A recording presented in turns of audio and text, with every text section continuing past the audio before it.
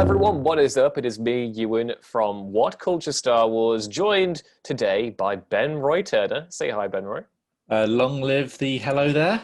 Long live the hello there in another installment of the What Culture Star Wars podcast, again focusing on this season's Mandalorian. Obviously, Chapter 12 came out today, aka The Siege, directed by Carl Weathers. The full review should be up on the main What Culture channel and whatculture.com as well by the time this comes out, I would imagine. But we're going to do what we do every week now and have a nice little deep dive into the episode, discuss our hopes, our dreams, our loves, our not loves, and basically kind of expand upon the nitty-gritty details of the episode. And, you know, given that this particular episode was filled with lots of nice deep cuts to the expanded universe, that'll be a fun job. Obviously, there will be major spoilers ahead, so if you haven't seen the episode and do care about spoilers, you probably want to go and leave right this instant, because we'll be kind of talking at them from the off. But yeah.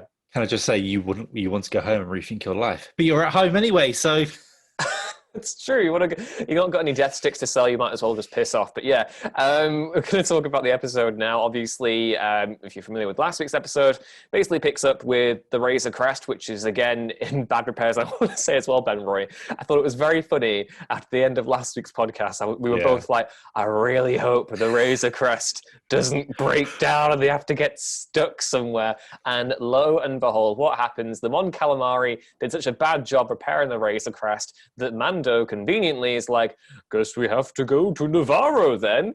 And then they land on Navarro where they meet Grief Karga and shenanigans ensue. Do you know, I think Mon Calamari that repaired the ship in that jumper, I think that was the actress that plays Iden Versio in Battlefront 2. I saw some things flying around on Twitter about it. Like I don't know if they were just memes or it was her, like, is it Gina?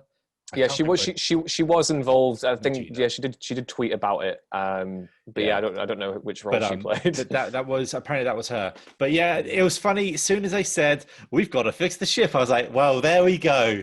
It's now 40 minutes of fixing the ship, and to me, this is probably what I say third in the ring of the episode so far. So it's not. I don't like. None of them have been terrible. None of them I would say are bad, but this is better than The Adventures of Fish Lady and the Xenomorph Frog Lady. Oh, yeah, sorry, Frog Lady, sorry. At least there was no genocide in this episode. Well, no genocide towards frog spawn, but there was towards stormtroopers. So the disappointment, obviously, is that we don't get to meet Ahsoka Tano in this episode, but we quickly move from the land, and Grief Karga's like, hey, my boys, sort out this man's ship. And then they put Baby Yoda in a school where he torments a child and steals his space macaroons, which I really did love. And we learned that there was an Imperial base that was left behind on Navarro that Grief wants Mando to deal with and clear out because it threatens to destabilize the area. And if they do, Navarro can become a nice, cool trading beacon in the Outer Rim. It's kind of cool to see how the town has adjusted since season 1. Obviously, the Empire was still in control and it looked really janky and bad, but now they have bustling market stalls and cantinas that are now schools. And how much time has passed? That's what I was trying to work out. It feels.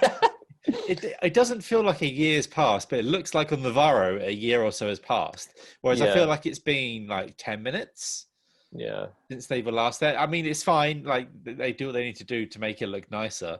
I mean, I'm a bit sad that there are no more Jawas going about and no more delicious crumbs on the barbecue. But, you know. The Quarian monkey lizards, is that what they're called? Yeah. Something, yeah. We can always live the dream. Yeah, exactly. But we learn that there's an Imperial base nearby, and Grief is like, hey, Mando, in a formula that we've come to expect from season 2 so far, which is literally just, I need you to help me with X tasks so you can move along and move on with your life. And basically we come to the Imperial base. The fish bounty man from the premiere episode, again, completely forgotten their name. Ben Roy, you might be able to help me out there if you've got IMDb. Who played him? I don't know. I don't know. Because I don't know the actor, so I'm sorry. I'll keep going with my unofficial designation. If we can have Frog Lady, I can have Blue Fishman. And they join along, and basically they come to the Imperial base. I've got it. Oh, you got it? Mithril, Mithril. Oh, yes. Yeah. Okay. Mithril. Yeah. which Cool. is Right. always so close to Nithril, which now I'm going to think of Frodo in his little shiny vest for the entirety of the episode. Well, there we go. So yeah, they get to the base, and some action ensues. And I don't know about you, Ben. I thought the episode itself was well directed, and I'm never going to slight Carl Weathers because I think he's fantastic. But did you feel the action here was a little bit static as well? Like it was, whereas with last week's episode we had jetpacks, we had a combination of all sorts of different action set pieces going on. Here it was almost like they were playing a shooting gallery, going to cover, shoot, and it wasn't that compelling to me. I'm really like I think this might be a symptom of this being like the first major sort of like series on Disney Plus. Like maybe things after this, because weren't these both shot back to back? So like they Yes, yeah. So I think this is just Disney playing with like the penny purse, the budget book, saying like you've only got this much you can do. Whereas I felt like this episode especially would have like helped with like it being an hour, for example, rather than say it's 40 minutes but it's really 35 and you get into sort of the nitty-gritty, and it was so much jumping about that I felt like, okay, a few shots here, a few shots here, and then when our characters split up it's even more erratic, like because it's boom boom boom side swipe and then boom boom boom boom, and then one time I've another star wipe. But I would have rather had like several star wipes in this than just side wipes. But yeah, it felt a bit not over the place. It just felt like we need to go, we need to go, we need to go, we need to save this money sort of thing. Yeah, it doesn't have really a moment to pause, but we'll get to the big revelation now, because obviously once they get to the Imperial base, they discover it isn't an Imperial base, but rather an Imperial science facility. And they come to a room where two scientists are. They kill the scientists because they were shooting at them, and they discover a Snoke tube, or at least I think it's a Snoke tube. I think that's pretty clear right now. Obviously, in season one, the big theory going around the child and the reason why Werner Herzog's The Client wanted the child in the first place was that there was some sort of cloning shenanigans going on. One of the scientists in season one who was there when Mando retrieved the child obviously had a Kaminoan clonus patch, and we get a little bit of exposition in this episode when they discover the tube, which I genuinely do think it's Snoke Palpatine related at this point. That the scientist, again, he emerges in this kind of hollow recording, this transmission that he'd sent to Moff Gideon, talking about how the specimens they've acquired didn't have a quote-unquote high enough M count, which obviously means midichlorians.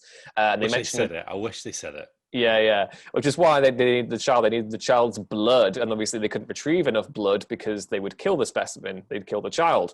And we don't learn much else besides that, but we now know for a fact that the reason why the Empire were after the child is that they were after force-sensitive beings with high midichlorian counts. And the fact that they are force-sensitive specifically and they are cloning implies to me that they needed some sort of force-based, like, even though maybe I'm leaping too far ahead of this, but I think it is genuinely the Mandalorian's attempts to further explain the rise of Skywalker, which, as someone who really hates the Palpatine twist, I don't care. It's not something that I'm ever going to be interested by.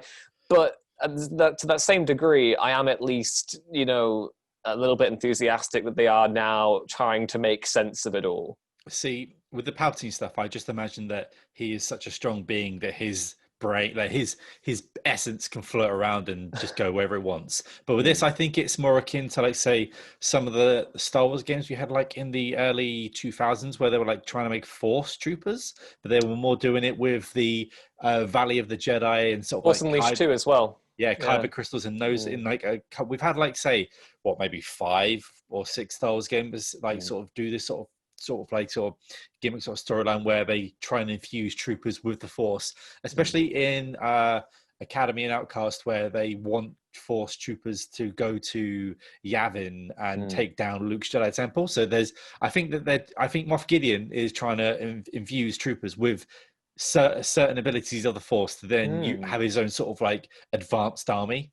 So maybe launch an attack on Coruscant, because who knows, like what's going on down there at the moment. Yeah, I mean, that's interesting. That's an interesting theory. I still think that it is somewhat tied to the rise of Skywalker, even though that was so hodgepodge in its development. I do think Yeah. maybe this is the hangover of that thread, because the expanded universe now basically has the job of filling in the blanks of what happened, and that film left behind many, many blanks. It's But telling. Yeah, I would just say it's yeah, telling now that we've not had a book yet that has perfectly like smoothed over the cracks. Like with every yeah. film we've had in the Disney era, we've normally had a book or two to sort of like go, here you go, and then it's all sort of fine. With this one, it's kind of like we the fire's too big. We can't. Charles Soule was there with the rise of Kylo Ren. Kylo Ren? I'm not Elmer Fudd, Wesker We Webbit. There was the rise of Kylo Ren comic, which attempted to explain the Knights of Ren that came out at the beginning of the year, and that did some stuff with Palpatine as well. But yeah, it definitely feels like a big bonfire that they're trying to deal with. But I like the comparison you've made with the video games there, because not to leap too far ahead, although I think it's fair to do it right now, given it's the main focus of the podcast, is Moff Gideon's schemes. At the end of the episode, we learned that the mechanics that had safely, repaired the Razor Crest and all that had planted a tracking device on the Razor Crest. And an Imperial officer basically is contacted by the mechanic to say that the tracking device is on board. And then afterwards, she goes and informs Moff Gideon, who is standing in a room surrounded by dark troopers, not death troopers, dark troopers. And I say dark troopers because I do believe death troopers were bioengineered. They were genetically modified stormtroopers, whereas death troopers in the original Legends expanded universe continuity were robotic, basically battle droid stormtroopers who were massive, and they were first introduced in Dark Forces, which was obviously then went on to become the Jedi Knight series, and they were a big staple of Star Wars video games for a very, very long time. And I don't think it's too premature to say that they're dark troopers either, because they definitely look to be robotic, and they have that stature of the dark troopers of yore. But this is our first.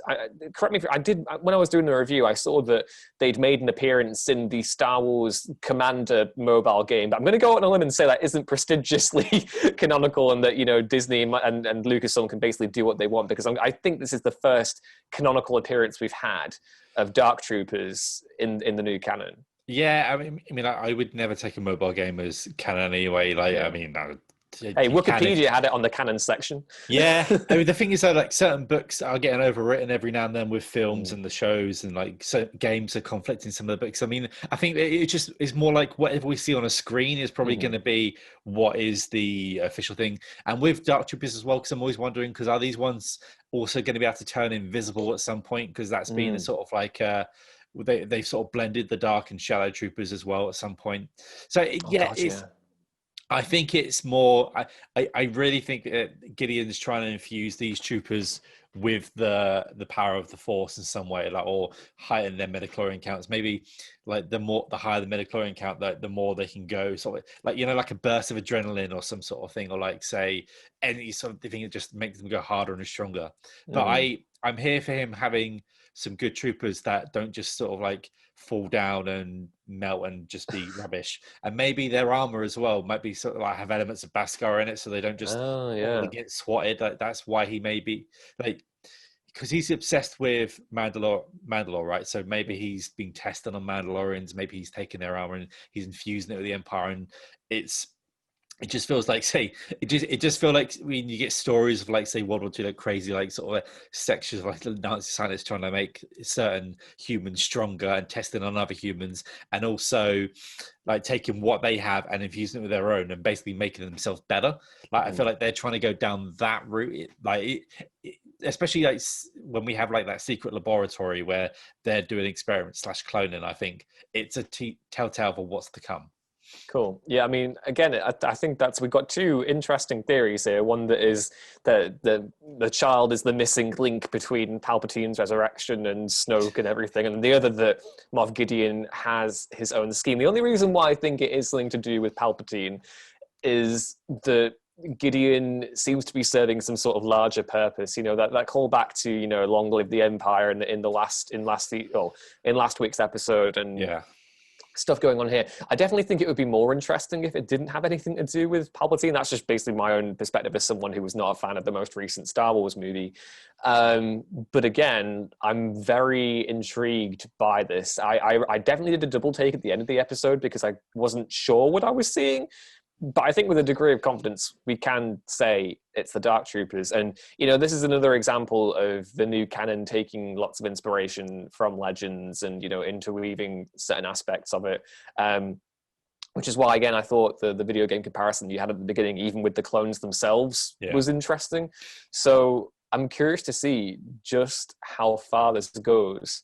And obviously, I'm trying to recall right now, when is Dave Filoni's episode coming up? Is that next week's or the week after? Is he chapter 13? I'm just going to double check right now. I wish but where it's telling right now that we've been talking about, say what, maybe 2-3 frames. Dave Filoni is next week. Next week, Gakko, yeah. So that's the Ahsoka episode, I'm assuming. It's telling that we've been talking about, say, the shot of the clones in the pods and the shot of Gideon's troopers more than what's actually happened in the episode itself.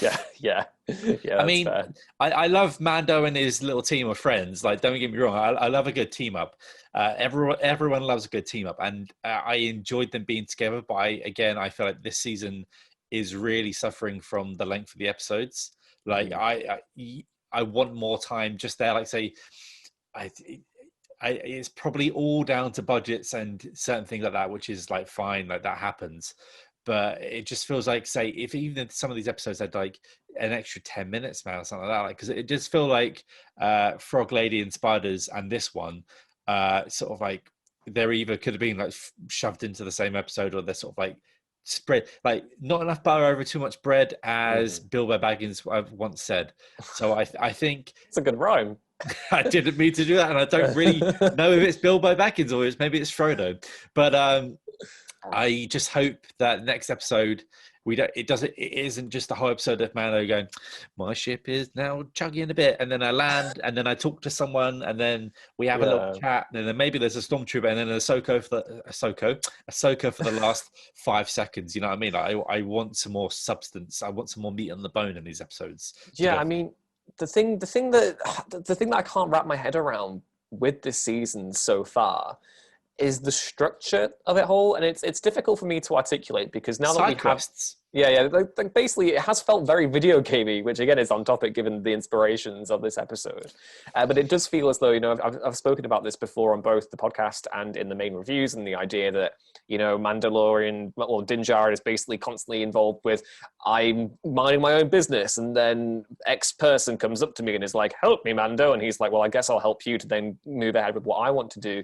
And it's like, it's not even just that, though. It's not the video gamey nature of it.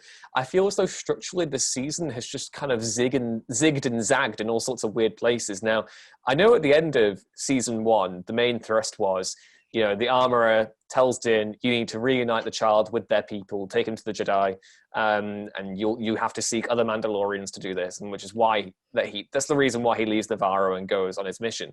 It just feels as though it's kind of come in a weird order. And the other thing as well is that I can't quite wrap my head around the overarching theme of this season yet. You know, we have the whole meeting other Mandalorians aspect. You know, he meets Cobb Vanth, who isn't a Mandalorian, but is arguably a more noble character than Boba Fett was. And you know, and then in the 3rd episode, he meets Bo-Katan and the other Mandalorians there, and he's constantly getting his interpretation of what it means to be a Mandalorian constantly kind of, you know, being reworked, and he's constantly having to reevaluate that situation. At the same time, we're having these occasional distractions and zigzags, and the one thing that I can't wrap my head around is that it all feels just a little bit contrived at this moment in time. Like, you have this whole situation where Navarro has been allowed to rejuvenate and stuff, but then the Empire were pretending that the base wasn't inhabited for some reason. And then we also then get to the point where, you know, the Razor Crest, it was damaged badly in the, you know, the 2nd episode of season 2. So then he takes it to the destination that he was going, but it's conveniently not then repaired enough, which then forces him to land in Navarro. If he doesn't do that, then he doesn't get, Moff Gideon doesn't track him with his little device. And we wouldn't have learnt more about the cloning and stuff. And for me, and it's kind of weird as well, because most of these scripts, I can't, correct me if I'm wrong, I think this script was written by Jon Favreau as well, I can't remember. But for a series that has that singular creative vision in terms of not necessarily the directors, because each director has been able to put their own flourish on the show, but in terms of the narrative arc, it feels very hodgepodge to me in a not great way. Yeah, Jon Favreau did write this one. Yeah, that's the first 4 episodes he's done, and I can't figure out the main direction. So it just feels like, so we're going to go here, then here, then here, then here, then here. And I don't feel like we've really progressed any further in the story. I feel like, again, I feel like we've had maybe an episode and a half's worth of maybe stuff to feed us. Like I don't... Like Frog Lady existed solely to get us to the other to Bo-Katan, right? And that was great. Like that was such a great part. But then we get back to Navarro, and as you said, like only there somehow Moff Gideon had a couple of little like gremlins hanging about, waiting for the Mandalorian to turn up and be like, ha ha ha! There's a tracker on your ship, just like a lot of Star Wars, ha ha ha! And also, like if that base is so important, if that base has got say like a transmission come out 3 days ago, and they're doing some major cloning stuff.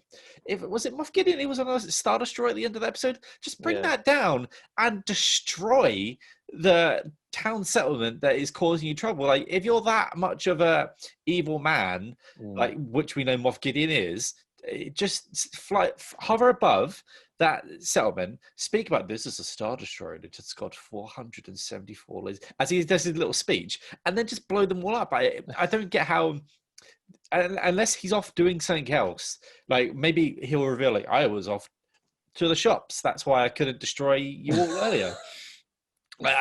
It's weird because, and you've mentioned Boba Fett, like what's Boba Fett doing? Like we had Boba Fett for a couple of frames, and that first episode came out so strong. Like fine, I don't mind a detour episode in the first episode, but it feels like we've just been on one major detour, and I'm going back and I'm getting a platinum trophy for the Mandalorian season 1 because I'm just doing side quest after side quest, and I don't mind it, but I almost feel like we've gone nowhere. And at this point, I'm wondering what happens, because how much longer can we continue this storyline?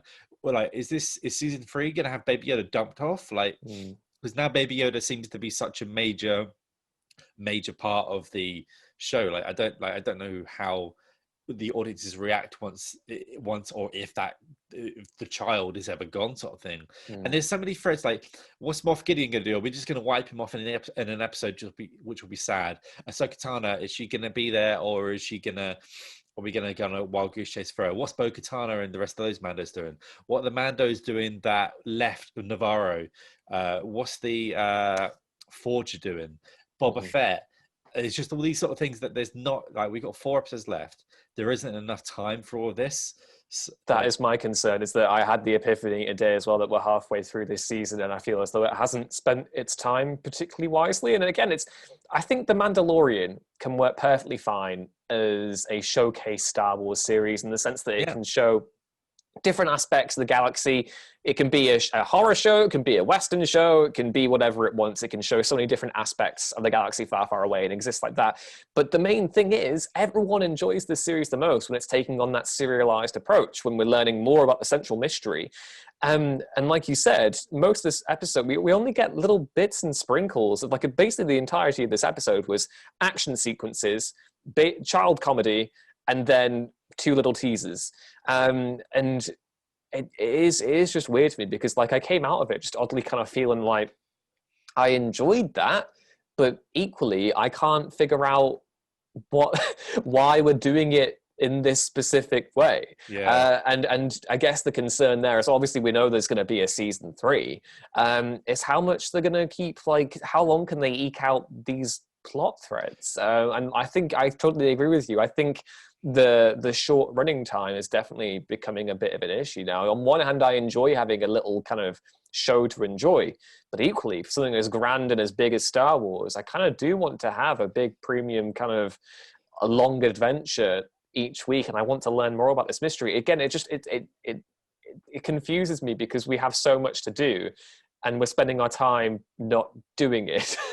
This show, it felt at first it was just going to be hitting some small bits, and then when we had Werner Herzog in the first couple of episodes said, complicated profession, and I've just butchered his accent, and we have all that sort of thing. But then now we're going so grand, so fast, that it feels like what the Mandalorian is going for is escaping the parameters of what the show promised us in a way. Like I feel like it's promised too much, and by promising us too much, it's gonna fail unless the structure for, because obviously they filmed these two back to back, unless the structure for the next season and probably the season after are vastly different. I don't know how this is gonna sort of like satisfy. Like the structure for the first season probably was great, where you had 3 episodes of a central story, 3 of just not fillers, but sort of like the old sort of like Xena Warrior Princess or Hercules, where you just go and do a thing for, or Star Trek Next Generation, where you do a thing for an episode. Yeah, procedural. Yeah, procedural. And then I'm just trying to name drop as much as I can, and then you finish off with a nice little double part or a triple part. Like, but I don't feel we're getting that. I feel like we just was like, but Bo-Katan, Boba Fett, clone stuff, Death Troopers, more stuff. It's just like it's like someone's taken their playset and they're throwing it about and they're like smacking them together. And I know that sounds reductive in a way, but it's also like I need to know. I need some sort of like some tightening up of this in a way. Like when we come to the next episode, if we have another episode, if the ship breaks down ever again, then you're out. I'm gonna have a breakdown. Sort of thing. Yeah. I mean, looking ahead to the next episode, where do you see this going? Because obviously, we have the clone tease, we've had the Dark Troopers at the end as well. And then the next episode is being done by Dave Filoni, so assumedly it is the Ahsoka episode. Yeah. I kind of don't want to repeat the discussion that we had last week, but yeah, I'm curious to see just how much. I wonder if Ahsoka has any history of Moff Gideon right now. I mean, it's difficult to speculate, but yeah, I'm kind of in an oddly similar position to you right now, where I don't know whether it is worth speculating on the next episode, because obviously we know for a fact that this is going to be the Ahsoka episode, because it is, Dave Filoni was like such a huge influence in the Clone Wars, but equally, I'm just at that point now where even though I thought this episode was fine, I'm just like, I'm going into these last 4 thinking, are you going to be able to, like you say, resolve everything in a satisfying manner? Yeah, it's weird because like looking at IMDb, I don't know how great that is, but it says it's going to be another 40-minute episode and it's got a couple of the cast members. I wouldn't say anything sort of thing there, but I feel like you start the next episode. If you don't start it with Ahsoka Tano straight away, like just start swinging. Just like start with. Don't give me 20 minutes of him finding Ahsoka. Like, or if you do that, then make sure the rest of the episode is a payoff sort of thing, and don't try and cram too much in, because I think that's what they got, these grand ideas on probably. Again, I see the smaller budget that they've had for these, but. Yeah, you got to start straight up. You can't have a whole episode leading up to Ahsoka and then have Ahsoka the week after, unless you had some sort of unless Moff Gideon is literally on his tail or doing something. Like we've got to have, if we are stringing this out another episode for Ahsoka, her at the end, we need something to actually happen, not Mando go and see another friend, and. Remember what we did last season? That was great. No. Thing. Yeah. I mean, yeah, that pretty much covers everything right now. The main scheme, I thought, is interesting to see that unfurl. But yeah, the Dark Troopers were my big takeaway, and obviously the cloning stuff as well. Let us know what you think Moff Gideon's big scheme is down in the comments below, or on social media if you've been listening through all sorts of different places. Remember, you can find more What Culture Star Wars content on YouTube by going to What Culture Star Wars, and you can obviously remember to follow the What Culture Film and TV podcast wherever podcasts can be found. And remember, you can also find me on Twitter at Ewan Ruins Things, and find Ben Roy on Twitter at Ben Roy Turner. But we will see you next time anyway. Have a great day, and may the Force be with you. Long live the Empire. Long live the Empire. Mandalorian.